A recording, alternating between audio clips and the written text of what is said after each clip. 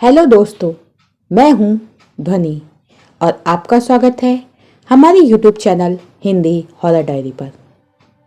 दोस्तों, जैसा कि आप सब जानते हैं, February is called the month of love. जाती हुई सर्दी का एहसास और एक नए साल की शुरुआत, इन सब के साथ सिंगल लोगों के मन में एक उम्मीद कि शायद ये वैलेंटाइन डे उनकी लाइफ का यादगार दिन बन जाए। बस यही है हमारी आज की थीम। ये कहानी मुझे मयंक ने भेजी है, तो सुनते हैं ये कहानी मयंक के पॉइंट ऑफ व्यू से। मैं मयंक 24 साल का मिडिल क्लास फैमिली से बिलोंग करने वाला एक सीधा साधा लड़का। जहाँ इस उम्र के लड़के अपनी लाइफ मस्ती के साथ जीते हैं, वहीं मेरे कंधे पर घर की जिम्मेदारियों का बोझ था। मेरे पापा का तो बहुत समय पहले, जब मैं 8th में था, देहांत हो चुका था और एक छोटी बहन थी। मेरी माँ ने मुझे पैरों पर खुद खड़ा होने तक साथ दिया और अब मेरी बारी थी कि माँ का बचा हुआ जीवन आराम करते हुए गुजरे। मेरी स्कूल लाइफ से एक खास दोस्त था, नीलेश। नीलेश के मम्मी पापा दोनों जॉब करते थे और वो उनकी एकलौती संतान। पैसों की तो कभी कमी उसे हुई नहीं, कमी थी तो सिर्फ फैमिली के प्यार की, जिसकी कमी वो नए नए फ्रेंड बना के ढूंढता, या यूं कहे नई नई गर्लफ्रेंड। पर नीलेश को मेरी सादगी बहुत पसंद थी और स्कूल कॉलेज बीत जाने के बाद भी हमारी दोस्ती बनी रही। मेरी जॉब लाइफ में वैसे तो फ्री टाइम मिलता नहीं था, फिर भी 10-15 दिन में जब मैं नीलेश से मिलता, वो थोड़े थोड़े समय में अपनी नई नई गर्लफ्रेंड के बारे में बताता। मैंने उसे कई बार समझाया कि अब कोई एक के साथ रहो, कहीं आगे जाकर कोई परेशानी ना हो, पर नीलेश पर उसकी जवानी और पैसे का भूत सवार था। सच कहें तो मुझे नीलेश के नसीब से कभी कभी जलन भी होती थी।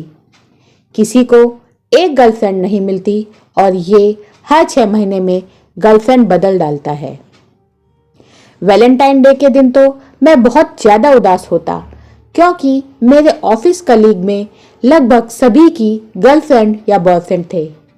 मेरा फाइनेंशियल स्टेटस बहुत अच्छा नहीं था, साथ में मैं एक एवरेज लुक वाला लड़का था, इसलिए मुझ में कभी कॉन्फिडेंस ही नहीं मिला कि ये सब के बारे में कभी सीरियस होकर सोचूं।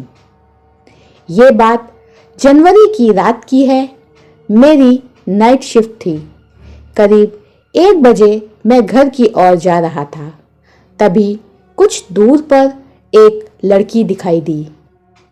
जैसे मैं कुछ करीब आया तो मैंने देखा कि वो लड़की ने दुल्हन के कपड़े पहने थे। मुझे लगा शायद वो कोई मुसीबत में है, इसलिए मैंने बाइक स्लो की और उसके पास बाइक रोकी। मैंने देखा कि वो रो रही थी, तो मैंने पूछा, क्या हुआ, कुछ प्रॉब्लम है? इतनी रात को शादी के जोड़े में कहाँ जा रही हो? पर वो कुछ नहीं बता रही थी और बस रोए ही जा रही थी। उसने काफी गहने भी पहन रखे थे और एक लगेज बैग भी साथ था।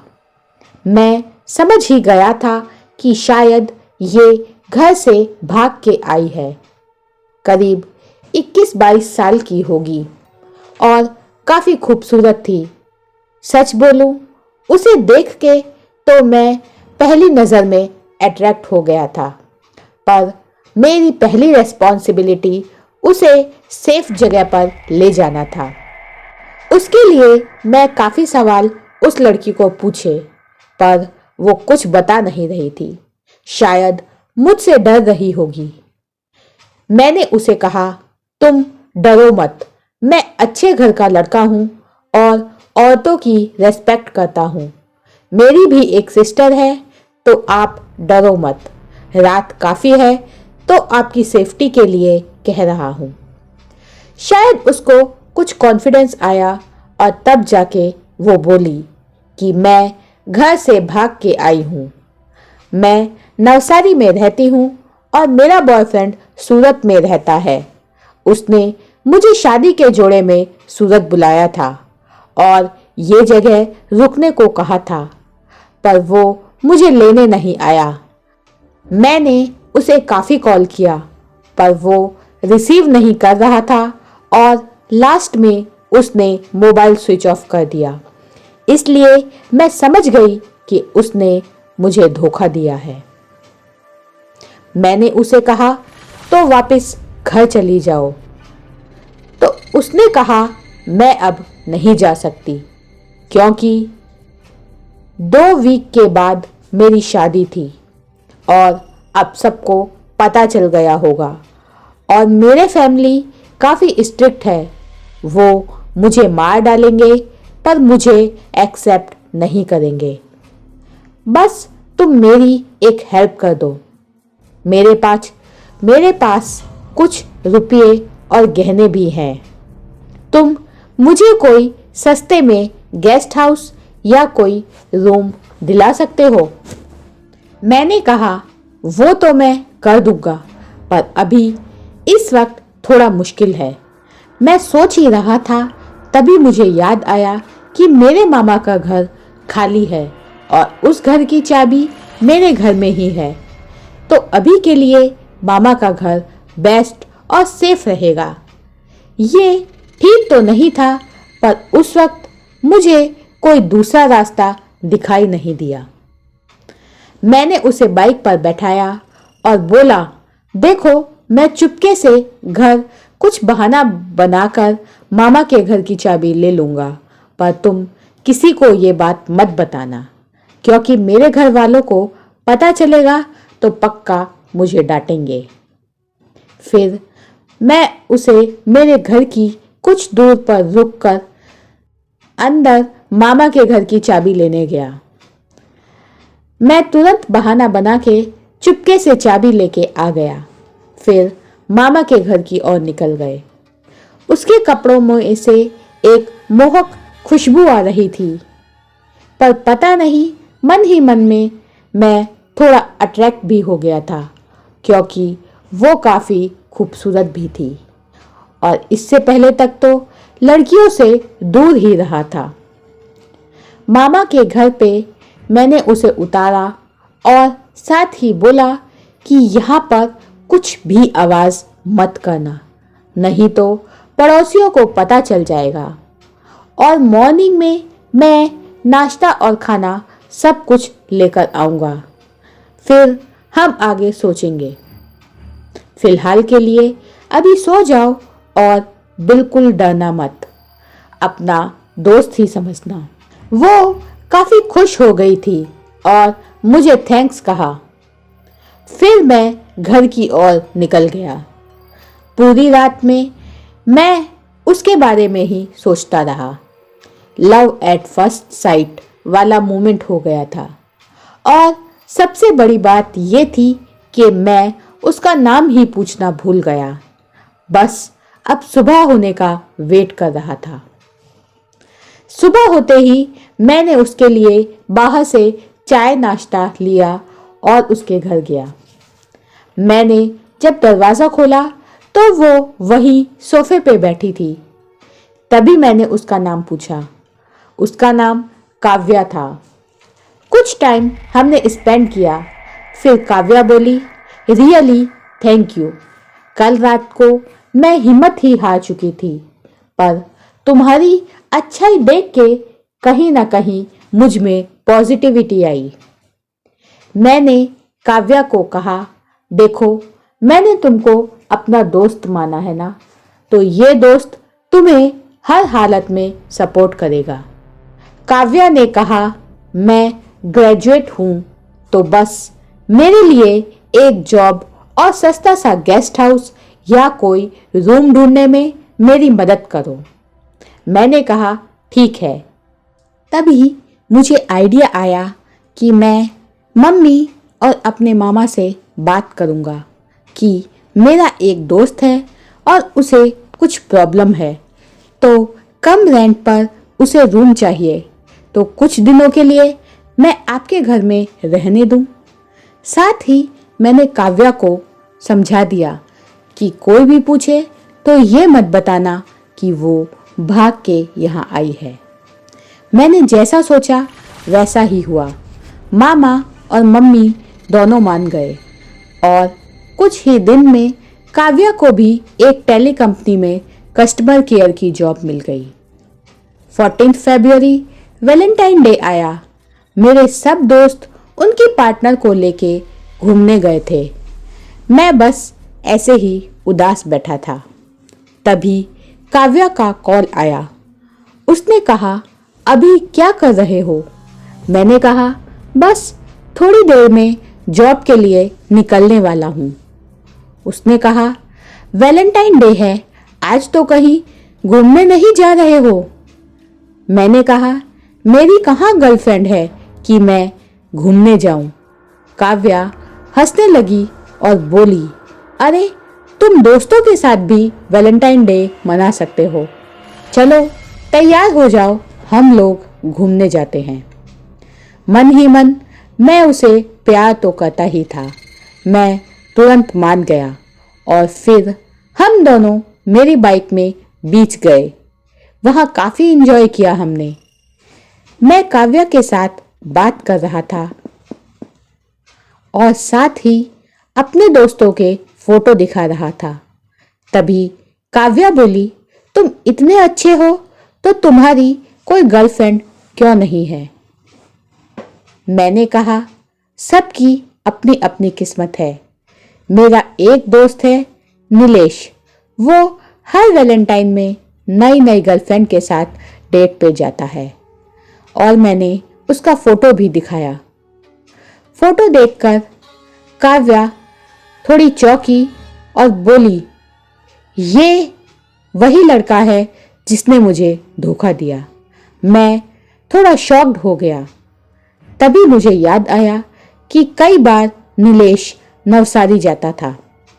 मैंने काव्या को बोला, चलो हम तुरंत नीलेश के वहाँ चलते हैं और उसके पेरेंट्स को भी बताते हैं। तुम डरो नहीं, मैं तुम्हारा साथ दूंगा। काव्या बोली, तुम कुछ मत करना, जो करना है वो मैं करूंगी। बस तुम कल रात को करीब 1 से 2 बजे के बीच हमारे घर के पास जो ब्रिज है वहाँ उसे लेके आना। मैंने पूछा, रात को क्यों? काव्या बोली, मैं तमाशा नहीं करना चाहती, बस तुम, मैं और नीलेश ही होने चाहिए। और काव्या वापस रोने लगी। मैं बस वहाँ चुप ही बैठा रहा और नीलेश पे गुस्सा भी कर रहा था। फिर मैंने काव्या को घर ड्रॉप किया। जैसे ही मैंने बाइक स्टार्ट करने लगा, काव्या मुझे गले लगी और रोने लगी। मैंने पूछा, अब क्या हुआ? वो बोली, बस यूं ही, कल बताऊंगी। दूसरे दिन मैंने काव्या को बोला, आज रात तुम 1 बजे तैयार रहना। मैं कैसे भी करके नीलेश को ब्रिज के पास बुला लूंगा। कंपनी में जाके मैंने नीलेश को कॉल किया, आज रात 1 बजे आ सकते हो? मेरे रिलेटिव अब्रॉड जा रहे हैं तो मुझे कुछ सामान देने जाना है। सिर्फ आधे घंटे का टाइम लगेगा। मैं तुझे लेने आऊँगा। दिन अच्छे हों तो सब कुछ अच्छा होता है। नीलेश ने तुरंत हाँ बोल दिया। मैं रात को 1 बजे काव्या को लेके ब्रिज पर आ गया। साथ ही काव्या ने दुल्हन वाले कपड़े पहने थे और मैं वहाँ से नीलेश को कॉल करके बोला, यार तू इस ब्रिज पे आ जा, मेरी बाइक खराब हो गई है। थोड़ी देर में नीलेश वहाँ आ गया। नीलेश बोला, क्या मयंक, कोई लड़की भगा के लाया है क्या? मैंने नीलेश को कहा, उसका घूंघट उठा, लड़की जानी पहचानी सी है। नीलेश सच में काव्या का घूंघट उठाने लगा। जैसे ही उसने घूंघट उठाया, नीलेश चौंक गया। साथ ही मेरे भी होश उड़ गए। काव्या अपने भूतिया रूप में आ गई थी। उसने नीलेश की गर्दन पकड़ी और नीलेश को ब्रिज के नीचे धक्का मारने लगी। नीलेश ने मेरा हाथ पकड़ लिया और उसके साथ मैं भी नदी में गिर गया। मुझे तैरना नहीं आता था, मेरा मरना आज पक्का ही था। मैंने अपनी आंख खोली तो अपने आप को हॉस्पिटल में पाया। मैं आईसीयू में था। मेरी मम्मी मेरे पास थी। मुझे देख के मेरी मम्मी काफ़ी खुश हो गई, पर मुझे कुछ समझ नहीं आया कि ये मेरे साथ क्या हुआ। पहले तो डॉक्टर ने मुझे बोलने को मना किया और रेस्ट लेने को कहा, पर इतना यकीन था जो कुछ हुआ वो सच में हुआ था। जब मुझे थोड़ा बेटर फील हुआ तब मैं मम्मी को सामने से पूछा, मम्मी मैं हॉस्पिटल में कैसे आया? मम्मी ने कहा, तुम्हें हॉस्पिटल में एक मछुआरा लेके आया था।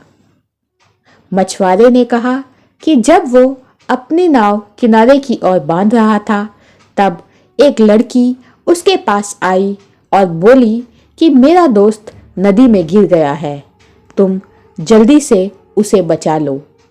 जब मछुआरा उस जगह आया तब तुम किनारे पे ही थे। साथ ही कुछ घंटों के बाद उसके दोस्त नीलेश की डेड बॉडी भी मिली, पर उस लड़की का पता नहीं चला वो कौन थी। मम्मी ने पूछा कि तुम लोग नदी में कैसे गिरे, पर मैंने किसी को नहीं बताया क्योंकि मेरी बात का विश्वास कौन करेगा। ऊपर से मेरा मोबाइल भी नदी में गुम हो गया था। बस मैं अपने ठीक होने की राह देख रहा था, क्योंकि अभी भी मुझे विश्वास नहीं हो रहा था कि काव्या भूत थी।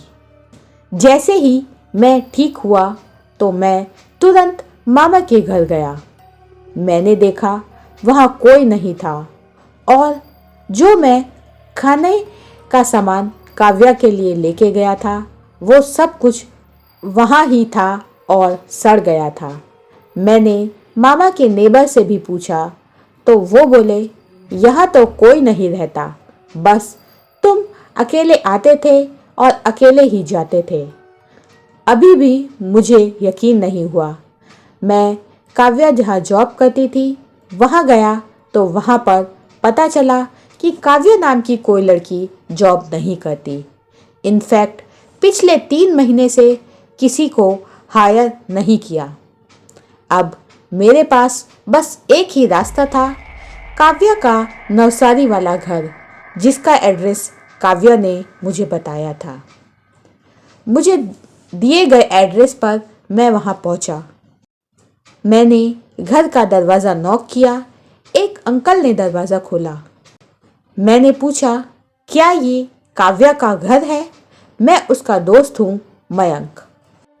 इतना बोलते ही मेरी नज़र सामने की दीवार पर पड़ी, जहाँ काव्या का फोटो था और उस पर हार लगाया हुआ था।